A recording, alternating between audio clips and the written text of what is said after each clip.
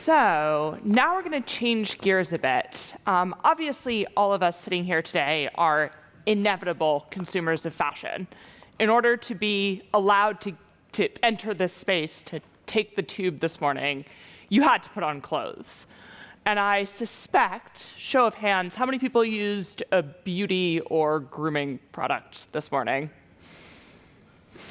Solid 90%, give or take. So I'm here today with Alan McClay, the chief executive of Better Cotton, Melanie Bausen, senior vice president in regulatory, sustainability, and public affairs, agricultural solutions at BASF, and Nancy Mahon, the chief sustainability officer of Estée Lauder Companies, to discuss what we mean by sustainability in fashion and beauty.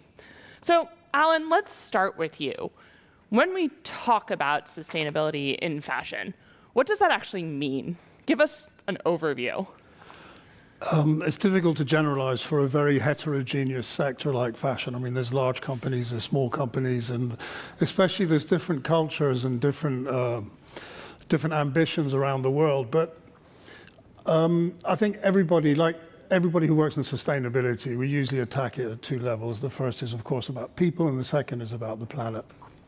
And most companies do that. The thing about the fashion industry, it's got very long and complex supply chains, even more complex than in the food business. And that's where the real difficulty lies in addressing sustainability, because as everybody knows, the brands aren't just responsible for their own sustainability, but they're also increasingly responsible, even from a regulatory point of view, for their supply chains. And that's where the devil lies, and that's where the details are. At Better Cotton, we work only at farm level. Our job is to help cotton farming become more sustainable. But we have the same levers. We address both people issues and planet issues. The people issues are much larger than people think. There's an estimated 50 million cotton farmers around the world, but 99% of them are smallholders. And that 99%, funnily enough, only produce about half the cotton. The few thousand left actually produce the other half. So it's an interesting dichotomy in impact. But what we do with, so those 50 million farmers, they have dependents, and then they have local companies that are dependent on them. And it's estimated by Fair Trade that about 350 million people are dependent on cotton production. So you can see that the impact of a people lever, it can be huge. And we work on people, of course. We work on the endemic issues affecting cotton production as far as people are concerned is child labor, women's empowerment, livelihoods, and decent work. And we address all those four levers. And then as far as the planet is concerned, well, pesticides is one of the first ones. One of our biggest achievements is to be able to achieve lasting reductions in pesticide use, but also carbon, also soil health, which covers water and biodiversity, all the usual suspects. So Nancy, we've heard the kind of fashion side of this. Let's go to the beauty side of this. Do you define sustainability the same way? Are there different components? How do you think about this issue? Well, we do also, and Alan, those are such a great framework, certainly do think about people and planet. Most specifically, one is we employ 45,000 people across the world, so we spend a lot of time working and training our employees. From a social impact perspective, we focus a lot on girls' education. What we find is if girls stay in high school, the likelihood that they'll be a wage earner, not have a child marriage, and also be gainfully employed, and the family won't have violence is greatly increased. In terms of the people piece, which intersects with the planet, is that our scope 3 is 95% of our carbon footprint. And so you could say, oh my God, scope 3 is a real problem and it's very hard. And that's true. But it also gives us the opportunity to make a big impact in the world.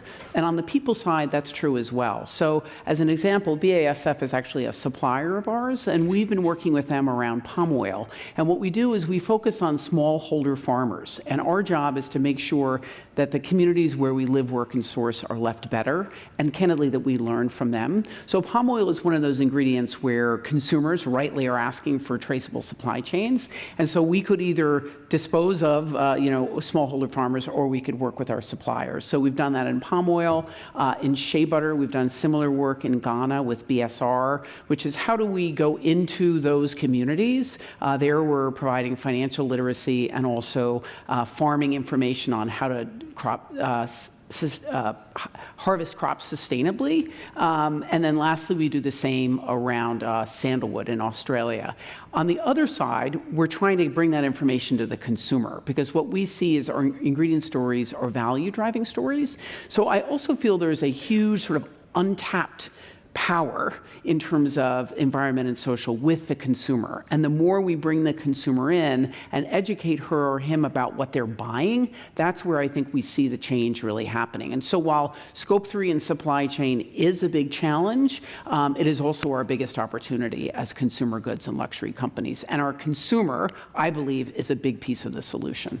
I want to come back to that, but first I want to come to you, Melanie, because obviously we've spoken on both sides of the equation about the kind of first stage in the supply chain, and that's where you come in. So how are you defining sustainability as a supplier? So most people might know that BASF is a supplier of a lot of basic chemistry. So we go a lot in the beauty industry with fragrance, components for facial creams, dyes, everything. We are also supplying the fashion industries, against dyes being a very important part. And we're also producing cotton seeds, so we have an agricultural component. And I think what I at BASF think is most important, sustainability is really part of our DNA. When you look at how BASF was funded, it was funded in 1865 as a Verbund system. What does that mean? So all their factories that are producing basic chemistries, whether they go into beauty or they go into fashion, were set up to use resources most efficiently. So the byproduct or the waste of one factory that you would normally dispose is actually the starting material for the next factory, because they're all interconnected with pipes, and that generates a lot less waste. It also needs a lot less energy, because excess energy that's produced by one factory is actually used for the next factory to facilitate the synthesis. And that has kind of ingrained in our DNA. So when we look at our product lines, we think very often, how can I do more with less? How can I use resources more efficiently? How can I have the next better, higher quality product? And coming back to the fashion industry, I actually brought one. I like things you can touch. We produce cotton seeds, and our philosophy was that the better the quality of the cotton seed to start with, the less the farmer has to use crop protection, has to apply very cumbersome agricultural methods.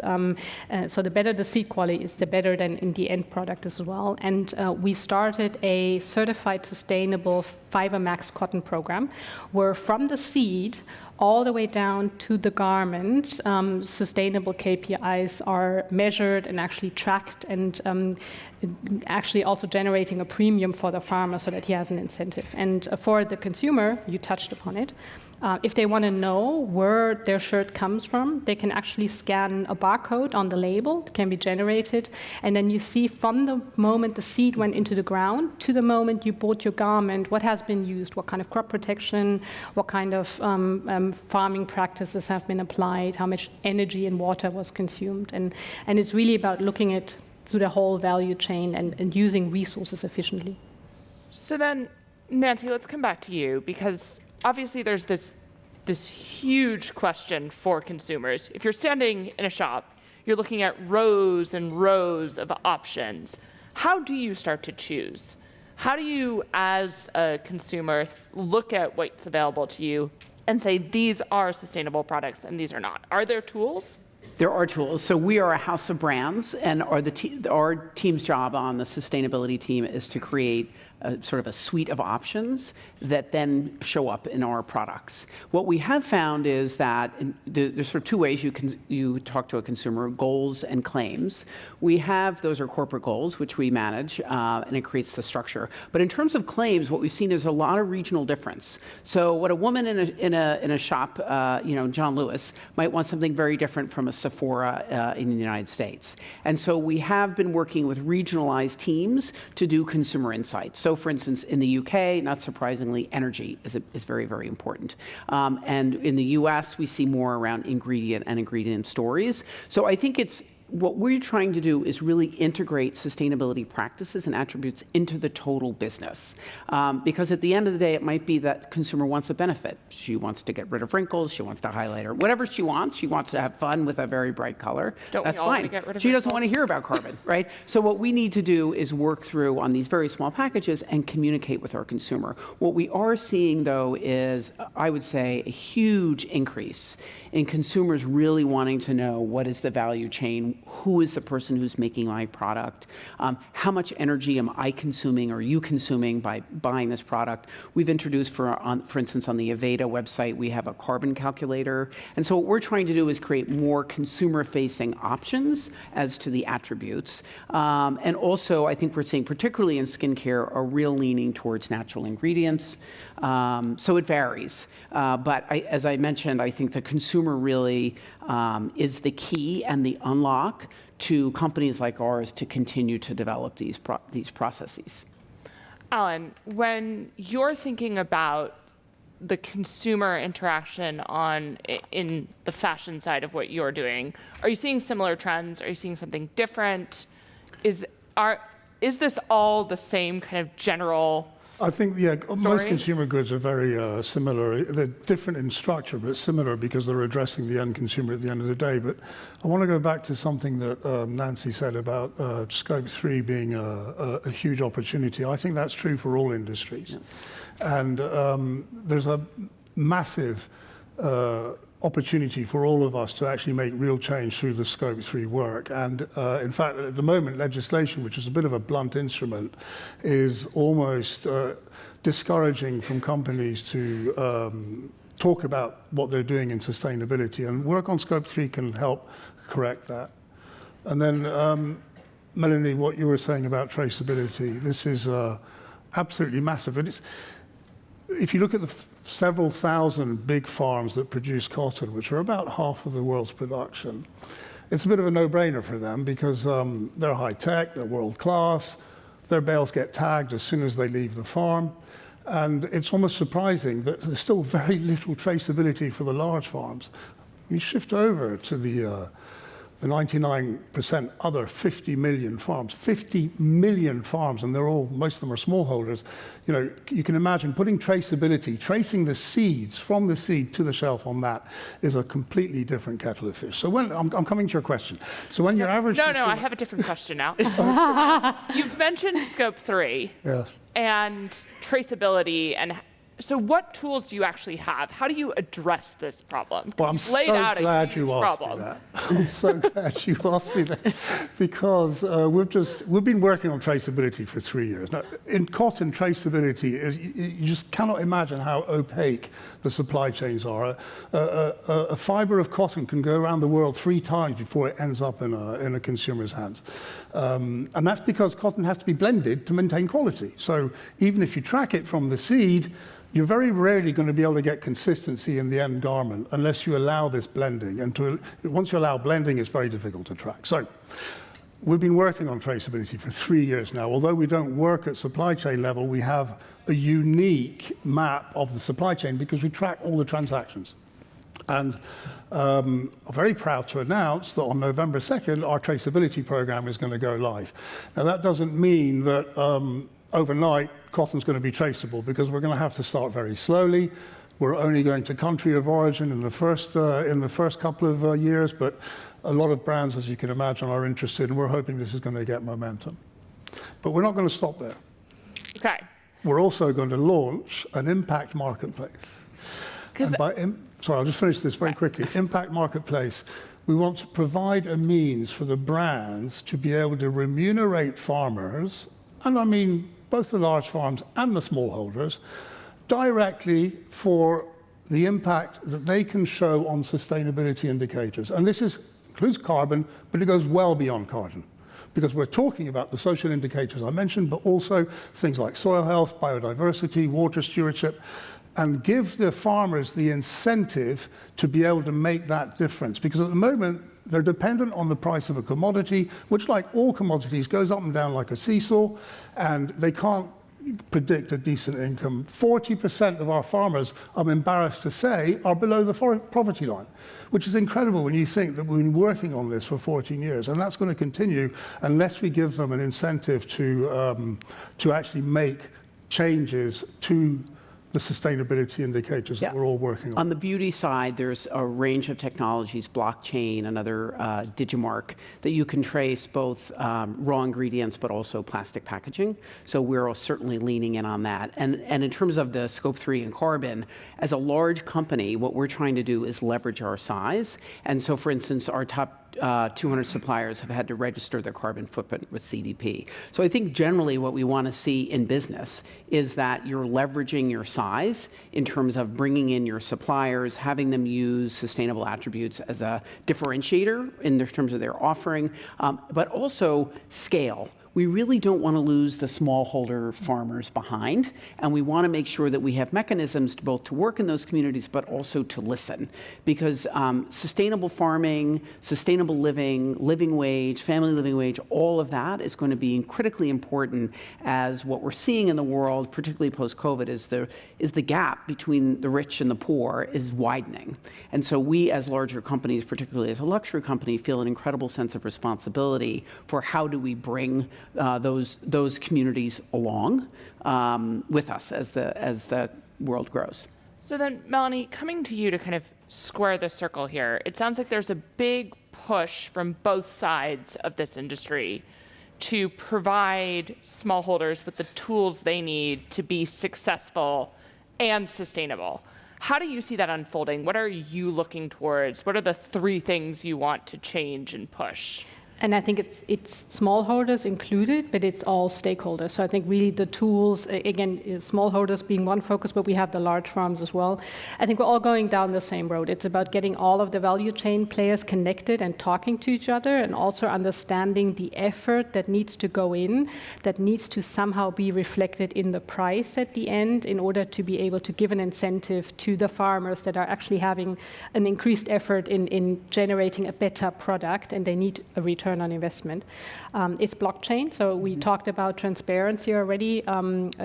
We've just piloted a program where from seed to garment via blockchain technology can generate the transparency so that the consumer can make an informed decision. Because again, we all want to feel that we use resources efficiently, we want to make the right choice, but if we're lacking access to the information to actually distinguish between products, to say, I'm choosing this one consciously and paying a higher price because I know it's been produced sustainable, that all requires transparency. So it's about consumer education, it's about getting value chain partners connected, talking to each other, it's about generating the IT backbones to give access to that data, and then getting these better practices in place with the smallholders as well as the large farms as well. We also try and focus on double wins, so I don't think it's sustainable practices or lower cost.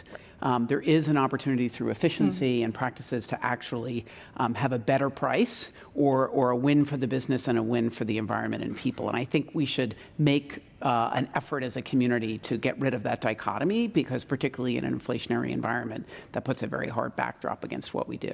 I want to open the questions to the floor, but before I do that, we've spoken about what companies are doing. So this has all been a private sector effort. What role do you all see governments and other stakeholders playing? Do we need a shift in the way business and government are interacting on this? Well, they're playing a big role through, I would say, regulatory. And we, in many instances, what they're trying to do, I think, is create an even playing field across countries, Europe, US, UK.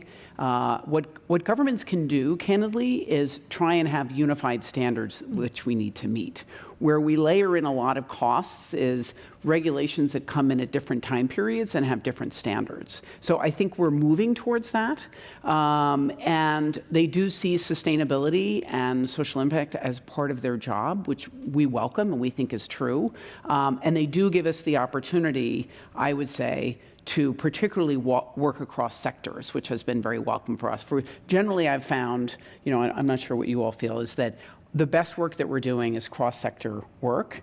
And the government regulation, I think, plays a level playing field and demands a level of transparency, which we welcome. Do you agree with that, Alan? Totally agree. And please don't think I'm not an advocate for the brands. We're multi-stakeholder, but I think it's impossible for brands to be able to deliver real change because of competition. And government is the only one that can really come in and create that level playing field.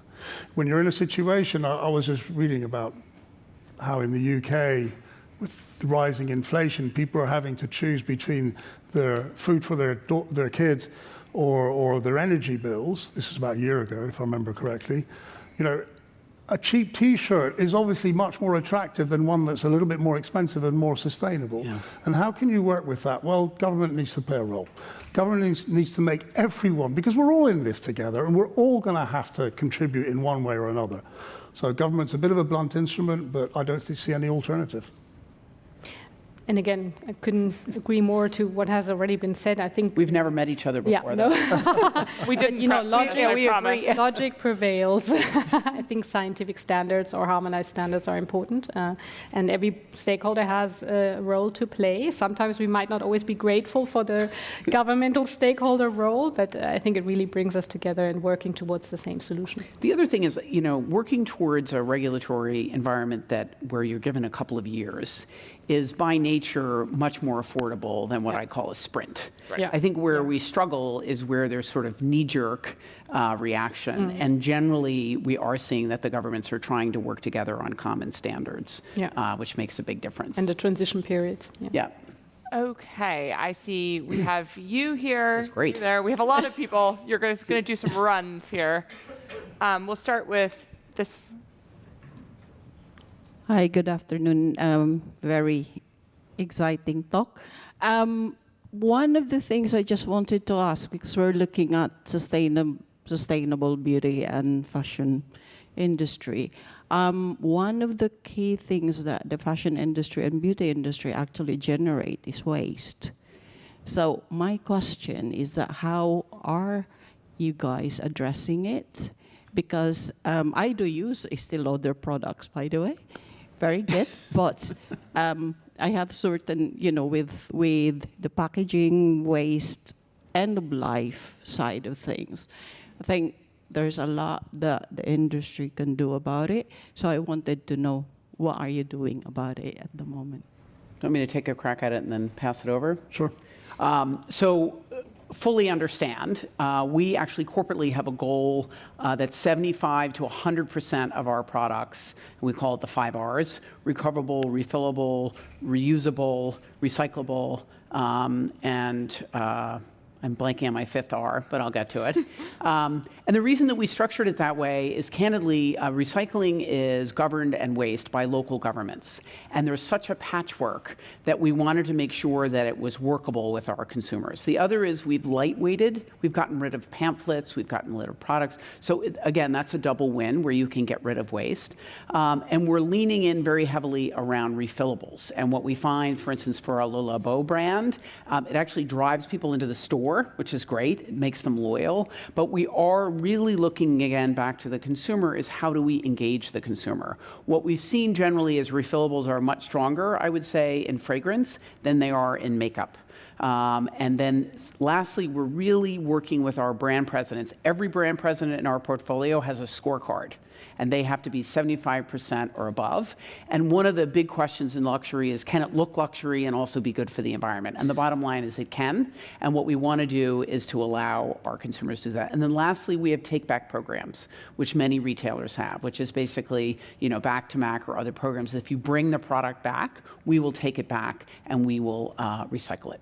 And lastly, we're also co-investing with our suppliers. For instance, with Sabic, one of our big suppliers, we created a carton tube. So again, we're trying to lean into our size and innovate in the space and also enroll the consumer. Anything to add? Well, I can't really speak for the brands because our work stops at the farm gate. So I'll speak to you as a consumer. I think probably legislation needs to come in again. And I know that brands need to, especially in fashion, they need to use packaging. It's part of the look, it's part of the image. But there needs to be more effort around that. And I'll just quote one example, which is across all consumer goods, is government intervened to ban plastic bags, and you know what? It's worked. And that's the kind of intervention we need. Packaging is a huge problem. Plastic is a huge problem, and you're going to need that blunt instrument if you really want to make a change fast enough for the planet to be able to benefit. But it's also an opportunity because, again, biodegradable plastics is not going to invent itself if we don't have some pressure on the existing material. So that's part of where we, as their building block providers, can also help. Absolutely. The gentleman next to you, Ed, had his hand up. Hi there, yeah, I'm Sebastian Munn, I'm the chair of WRAP, the Waste and Resources Action Programme here in the UK. I think it sounds really good that you're doing all those things. I think the tricky thing is, do you see a road to scale? Where we're talking about, the vast majority of your business in reusable and refillable packaging. And on the clothing front, what's your experience so far with sort of working with brands trying to do rental models and kind of the resale of clothes that are brought back? Because I think about 50% of clothes end up in landfill at the moment. So we do see a road to scale, and we certainly have seen that in Le Labo in terms of refillables. Again, though, the consumer is a big piece of this. As of now, the road to scale, I would say, on, for instance, refillables and makeup is not as clear. But look, the road to scale on carbon has not been clear. I think what we've tried to do, again, is we're co-investing with larger suppliers because they understand scale, so Sabic, Eastman, and also working with innovative companies. For instance, we have a minority interest in a lovely brand called Heckles, which is a skincare and body lotion brand that is from Margate, England, and they've created edible packaging that they just beta tested at a big music festival. So we are really looking for some of these incredibly small, sort of incredibly innovative models within packaging. So basically the road to scale is also innovation. And then lastly, for our Tom Ford brand, we do have a Lonely Whale Prize, which is a prize for sustainable packaging. So I would say co-investment, buying smaller brands and scaling them with their sustainable solutions, and then also basically scale within the larger company is how we get to scale. Any thoughts from the sustainability side of? I can't speak for brands again. I will say I found it really surprising as someone who is an American and moved to the UK a few years ago, how much further behind the UK is in renting clothing and recycling it. So just, if anyone happens to be in that part of the business, I suggest scaling up that model. It would be There's some white space there. Definitely some white space. Go ahead, sir. Thank you very much. My name is Ash Mukherjee. I'm from Forrester Research. My question is to you, Alan. Given the complexity that you so convincingly described of the cotton value chain from seed to garment, do you believe the credibility of the garment labels that Melanie has brought along? Is that even feasible, or is that just putting lipstick on a pig? No offense to your industry, Nancy. No pigs here. Right? Actually, it's connected to the earlier question. It's absolutely feasible, and I trust it 100%. On the word of Melanie, who I've never met before. But the problem is scale, because I presume that the production runs are tiny for this kind of product. It's about 1,400 farmers, but it's located to Greece. So every partner in the value chain is known. And that, of course, enables us for the tracing because it's a very local production with a still limited scale. But you have to learn the building blocks before you can then scale it up. And our challenge with the traceability program is precisely that, is going from a few thousand farmers, because there are examples of this all around the world. minute, minuscule examples of traceable garments. And the challenge is to bring it to be able to provide that traceability for the 50 million individual smallholders I was telling you about. And again, it's not going to come overnight. But I think we've got the leverage and we've got the momentum to at least start. We've got to start somewhere. So we're starting with that. Yeah, and you have to learn from the small scales to eventually be able to scale it up. And it's like trial and error. You know, you learn how to improve the system to then be able to scale it up. Go ahead. Hello, my name is Andrea Sapunaru. I'm formerly coming from consumer goods companies.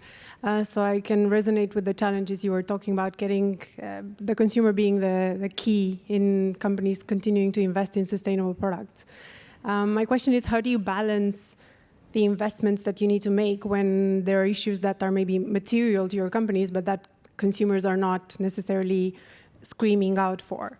So investing solely in the things that will generate more sales versus investing in the things that are a skeleton in your closet, let's say? That's a great question. So we always say strategy is the backbone of our company. We do it by stakeholder, and employees, I would say, are an important part of some of the work that might not be consumer facing, but also investors. We've seen increasingly investors have carbon goals. Increasingly investors are focusing on biodiversity. I spend about a third of my time with investors. And so the other piece that we're seeing is there's a democratization of investing. We've seen more women and more young people really wanting to be very clear about the companies that they are investing in. And we see investors having portfolio goals. So we go in between the stakeholders, but certainly, and then lastly, you only have one corporate reputation. In my company's instance, the family's name is on the door. And so we take what we call a patient capital approach, which is we're in it for the long game. And so some of these investments are long-term investments. Unfortunately, we have run out of time. I am supposed to send you all to lunch. I'm sure you'll be able to find our panelists during lunch. And I encourage you to eat a lot so we don't have any food waste. Thank you all.